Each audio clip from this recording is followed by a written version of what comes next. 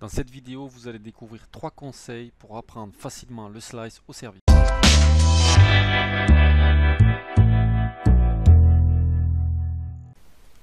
Bonjour, je m'appelle Aurélien Rieux, je suis moniteur diplômé d'état de tennis. J'ai créé le site et la chaîne YouTube Tennis Pourcentage pour aider les joueurs de tennis motivés comme toi à progresser rapidement. Tu l'auras remarqué, je me permets de te tutoyer, je trouve que c'est plus sympa pour t'accompagner dans ta pratique tennistique.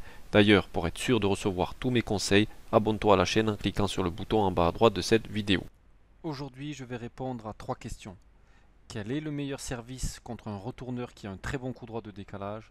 Quel est le prérequis indispensable avant d'apprendre le slice au service? Comment arriver à apprendre le slice au service en 1 heure? Et on va se demander ensemble, c'est un aspect tactique, quel est le meilleur service que tu peux appliquer contre un retourneur qui est très fort en décalage coup droit.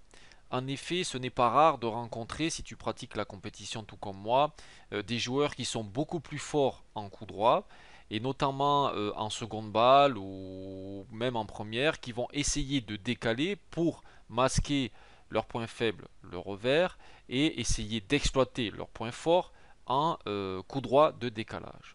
On va voir à ce moment-là quel est le meilleur service que tu puisses faire contre ce genre de retourneur. On se retrouve sur le terrain pour répondre ensemble à une problématique bien précise. On est au niveau du service, nous et notre adversaire est en retour. Et on remarque depuis le début du match qu'il a un bon retour de coup droit de décalage. C'est-à-dire que systématiquement, et notamment sur nos secondes balles, il s'avantage donc sur son coup droit, il se décale, et puis il a un coup droit de décalage qui est très performant et qui nous met donc en défaut dès le retour.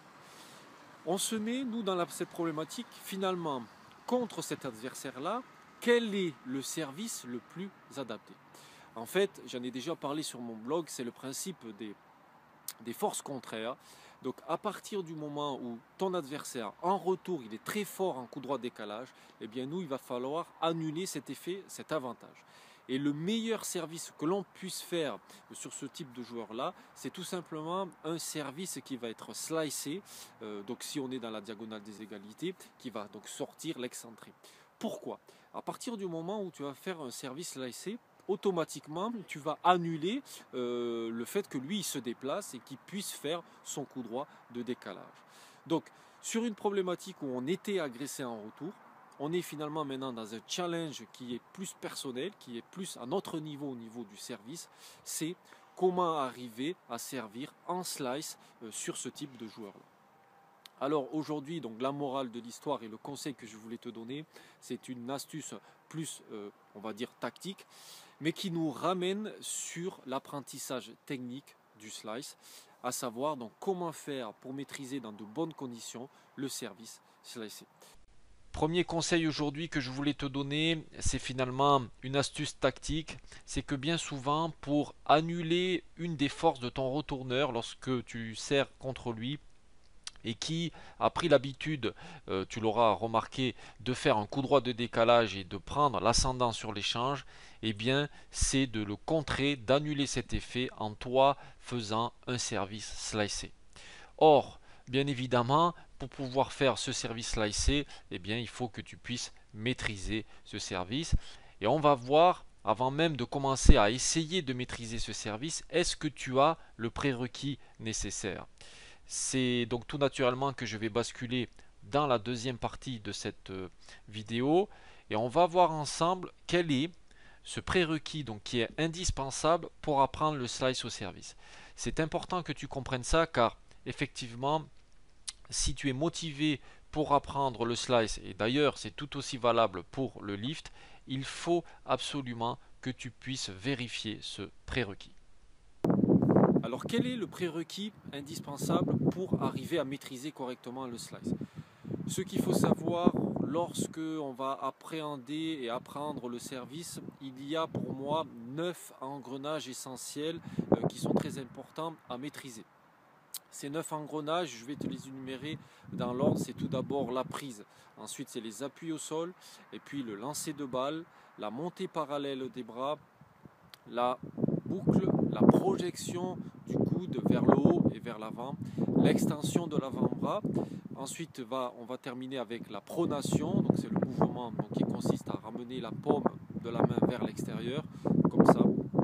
Et puis, moi, ce que j'appelle le 9e engrenage, c'est finalement comment vont s'enchaîner les 8 précédents engrenages. Donc, par ailleurs, j'en ai déjà parlé sur mon blog, où je me focalisais donc sur cet enchaînement le plus fluide possible, le plus en rythme. Et c'est le 9e engrenage. Donc, voilà, à mon avis, ce qu'il est indispensable de maîtriser avant même de parler du slice. Pourquoi ? Lorsque tu vas vouloir appréhender le slice, ça va être essentiellement un travail donc, de l'avant-bras. Cette fois-ci, on ne va plus du tout être dans la pronation et on va être dans la supination. Alors, effectivement, lorsque je te parle de pronation-supination, si tu tends les bras devant toi comme ça, que je ramène la paume vers le sol, là je suis sur la pronation. Donc, voilà. Et si je ramène la paume vers le slice, là, on est sur la supination. Et en fait, en termes donc, de slice, ce qui va se passer, c'est que c'est ici ce mouvement qui va consister, voilà, comme ça, à ramener la paume de la main. Donc tout ça, c'est pour maîtriser le slice. Mais si au préalable, la chaîne de coordination n'est pas bonne, donc à savoir tu n'as pas la bonne prise, tu n'as pas les bons appuis au sol, tu n'as pas un bon lancer de balle, donc tu vas être déséquilibré, il n'y a pas la boucle, la montée parallèle des bras, l'extension, ça ne sert à rien d'essayer de se focaliser et d'apprendre le slice. Donc moi, mon conseil aujourd'hui qui était très important que tu comprennes, c'est avant même de parler, d'apprendre le lift ou d'apprendre le slice, et donc de maîtriser tout ce qui concerne ces mouvements, la biomécanique de l'avant-bras, il faut au préalable que tu t'assures de la bonne fluidité et du bon enchaînement des 9 engrenages. Conseil numéro 2 pour cette vidéo, il faut absolument, avant même d'essayer d'apprendre à maîtriser l'effet slicé au service, que tu puisses d'abord vérifier toute la chaîne de coordination. C'est ce que moi j'appelle les 9 engrenages. Alors effectivement, l'objet de cette vidéo, c'est de ne pas de détailler toute cette chaîne de coordination. Par ailleurs, je l'ai déjà fait à plusieurs reprises, à la fois à travers des vidéos conseils, mais aussi à travers mes formations. Si ça t'intéresse d'aller plus loin, tu peux retrouver bien évidemment à partir de la page du catalogue des formations, une formation consacrée exclusivement à l'apprentissage de ces 9 engrenages. On va voir maintenant le dernier conseil que je voulais te donner. À partir du moment où tu as décidé d'apprendre le slice et de maîtriser le slice au service.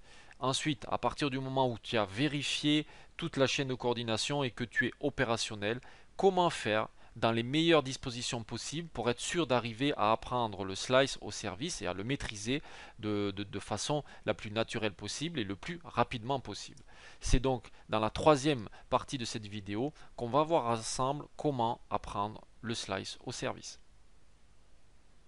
Là, donc le challenge qu'on va essayer de relever ensemble, c'est comment faire en 1 heure pour arriver à appréhender, à être sensibilisé au mouvement du slice au service.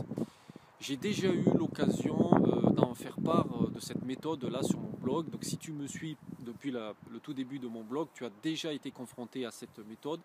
C'est pour moi l'occasion de te le rappeler. Et sinon, tu vas découvrir, pour moi, ce qui est à mon avis la meilleure méthode pédagogique et didactique pour apprendre un nouveau mouvement au tennis dans un apprentissage bien évidemment technique, puisque aujourd'hui là dans cette vidéo c'est axé purement technique, l'apprentissage du slice au service. Premièrement, il faut pouvoir isoler. Deuxièmement, il faut pouvoir bien évidemment se faciliter le travail. Et troisièmement, il faut être progressif. Qu'est-ce que ça veut dire concrètement ? Premièrement, il faut isoler le mouvement. Le slice au service, tout l'enjeu va se jouer donc au niveau de la supination. Je te rappelle brièvement ce que c'est la supination. Si tu tends le bras comme ça devant toi, comme ça, c'est remettre la paume de la main vers le ciel. Donc ça, c'est la supination. Concrètement, qu'est-ce que ça donne au niveau? Donc lorsque tu présentes la position armée, que je vais arriver, j'aurai projeté le coude vers le haut, vers l'avant, je vais présenter ma raquette et là je vais faire comme une espèce je sais pas, de coup de sabre, coup d'épée comme ça, etc. Bon, ça c'est la supination et c'est ce qui va te donner réellement du slice. Alors qu'est-ce que ça veut dire concrètement isoler? C'est que tout l'enjeu va se jouer donc au niveau de l'avant-bras. Et il va falloir donc travailler à partir de ce moment-là et isoler juste cette portion du mouvement. Donc tu vas te focaliser sur le travail de l'avant-bras et la supination. Une fois que tu auras fait ce travail, il va falloir que tu puisses te faciliter, puisque c'est un mouvement qui va être nouveau pour toi, si tu n'as pas eu l'occasion déjà de le travailler par ailleurs, et donc il faut te faciliter le travail. Alors, les méthodes pour se faciliter le travail sont nombreuses. Ça peut consister à faire un travail sur terrain plus réduit, ça peut être prendre des balles de moins forte consistance, donc pas de travail balle dure mais balle molle. Ça peut être aussi prendre la raquette au niveau du cœur de la raquette pour se faciliter musculairement. Bref, là, tout l'enjeu consiste à se faciliter le travail. Et une fois que tu auras fait ça, après, qu'est-ce qu'il faut faire? Il faut tendre vers le mouvement idéal et il faut pouvoir donc arriver à être progressif dans sa phase de son apprentissage. Concrètement, donc, à chaque fois que tu veux travailler quelque chose de ponctuel, donc, nous, aujourd'hui ici, on se demande donc comment appréhender au mieux et apprendre le slice au service. Il faut pouvoir, que tu isoles techniquement au niveau biomécanique ce que tu veux travailler comme mouvement. 2, que tu puisses te faciliter ce mouvement et ce travail car c'est tout nouveau pour toi. Et 3, être progressif. Qu'est-ce que ça veut dire être progressif? C'est que les difficultés, tu vas les rajouter petit à petit, puisqu'au préalable, tu t'étais facilité le travail. Donc voilà ce que je voulais te dire aujourd'hui en termes de conseils techniques purs. Comment apprendre le slice en 1 heure? Tu dois décortiquer ta séance en donc 3 temps. Premier temps, on isole le mouvement. Deuxième temps, on se facilite l'apprentissage. Troisième temps, on devient progressif pour arriver au mouvement idéal souhaité. Voilà le dernier conseil du jour. Pour être sûr d'arriver à maîtriser le slice de façon naturelle et puis surtout le plus rapidement possible, il faut que tu puisses suivre une méthode logique. Cette méthode, c'est une méthode pédagogique, c'est une méthode qui va te garantir ta réussite dans l'apprentissage du slice. Première étape, il faut que tu puisses isoler le mouvement bien évidemment qui va induire le slice. Deuxièmement, il faut que tu puisses te faciliter ce travail car bien souvent c'est quelque chose de nouveau et il faut que tu puisses être en réussite tout de suite. Et enfin, surtout être progressif, c'est pour cela qu'il faut suivre une méthode logique dans la difficulté, sinon au moindre problème rencontré, tu vas arrêter. Comme précisé en tout début de vidéo, tu dois considérer ton service comme une succession de 9 engrenages. La notion d'engrenage est très simple. À partir du moment où l'un des engrenages est défaillant, alors l'enchaînement se stoppe et le mouvement recommence à zéro. En quelque sorte, pour être optimal, tu dois vérifier un à un les 9 engrenages. Dans cette vidéo, je n'ai pas le temps de te montrer comment travailler précisément ces 9 engrenages. Cela me prendrait plusieurs heures. Mais si cela t'intéresse et que tu souhaites progresser sur ton service, tu peux suivre gratuitement une série de 4 vidéos inédites. Clique sur le lien dans la description en dessous de cette vidéo ou copie-colle dans ton navigateur internet l'adresse www.tennisporcentage-service.fr. Ton plan d'action est simple. Tu dois vérifier un par un et dans cet ordre la bonne réalisation et l'efficacité de ces 9 engrenages. J'ai d'ailleurs joint en bonus aux vidéos gratuites un guide PDF qui liste toutes les erreurs classiques des joueurs de tennis au service et surtout comment les corriger. Peu importe ton niveau, que tu sois débutant, joueur occasionnel ou compétiteur, tu dois déjà vérifier ton degré d'acquisition et de maîtrise des 9 engrenages. Merci d'avoir regardé cette vidéo jusqu'au bout. On se retrouve de l'autre côté dans la série de vidéos offertes.